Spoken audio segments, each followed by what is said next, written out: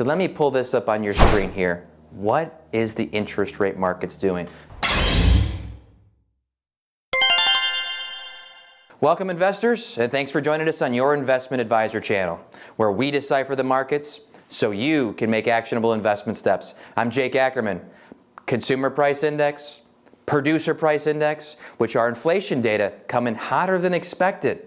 Is the Fed going to raise interest rates this meeting, perhaps the next meeting, to crush inflation?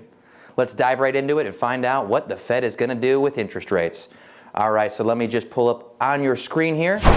You're going to see Consumer Price Index data released on Wednesday. On Thursday, the Producer Price Index. And what I have highlighted there is core. So that's the inflation data minus food and energy, which are the volatile elements of those, the inflation data. So both expected for Consumer Price Index, 0.2, we got 0.3.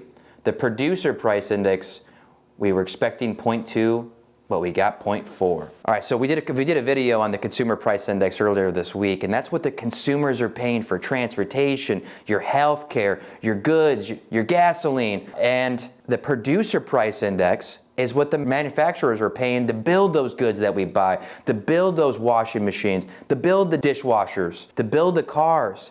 Now the producers have the choice. They can pass it on to consumers or they can eat the inflationary costs. So it's upstream of the Consumer Price Index.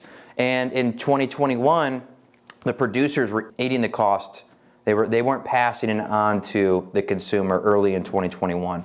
Later in that year, they were pushing all the inflation, all the extra costs onto the consumer, and then some because they had to make up profit. So are we going to see the producers pass this inflation pressure onto the consumer? They've been doing it all year. They've been doing it last year. I would expect them to do that because they need to keep their profits going as the consumers slow down their spending. The consumers haven't really slowed down their spending, but they've slowed down their spending from their savings. They're still using credit, which they have. So at some point, they will slow down their spending. Just not right now because they have credit to use.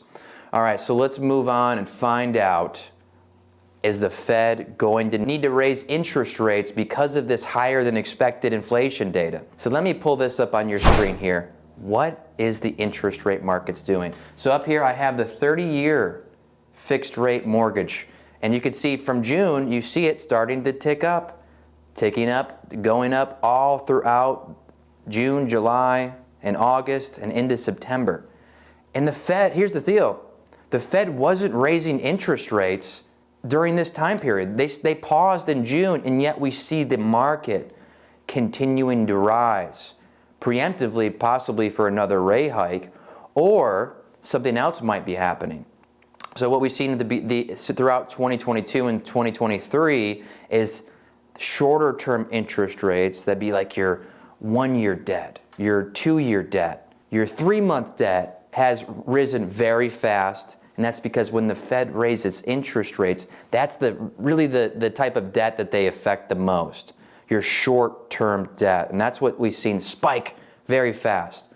Well, the longer-term debt, your 15-year, your 20-year, your 30-year mortgages has been lagging. And now we're starting to see that come up. So it's coming up, and when the Fed raises interest rates, it affects interest rate timelines across the board. So when I say timelines, 1, 2, 3, 5, all the way to 30 years. When the Fed raises interest rates, all of those raise. So we just seen a delayed effect. So now that we're seeing the long-term debt rising with the rest of the short-term, the Fed probably doesn't need to raise interest rates now.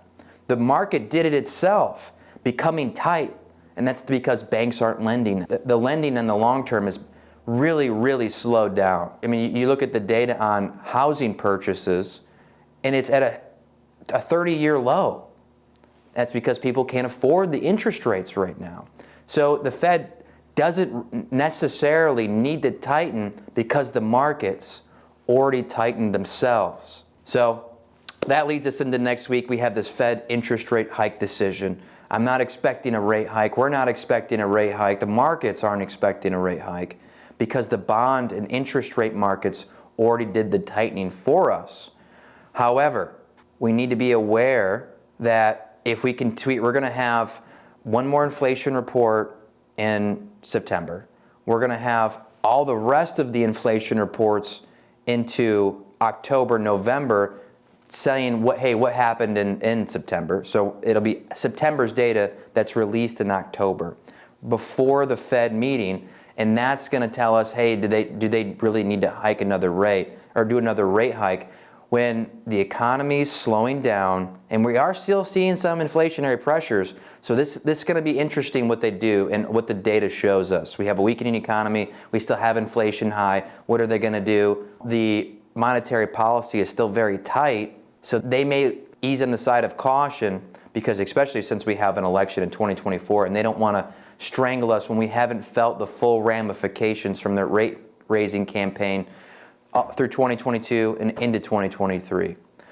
But we will read between the lines on the Fed's press conference. We'll give you the information and the data so you can make actionable investment steps. If you find value from this video, please do us a favor, like and subscribe to our channel, and we will keep you updated.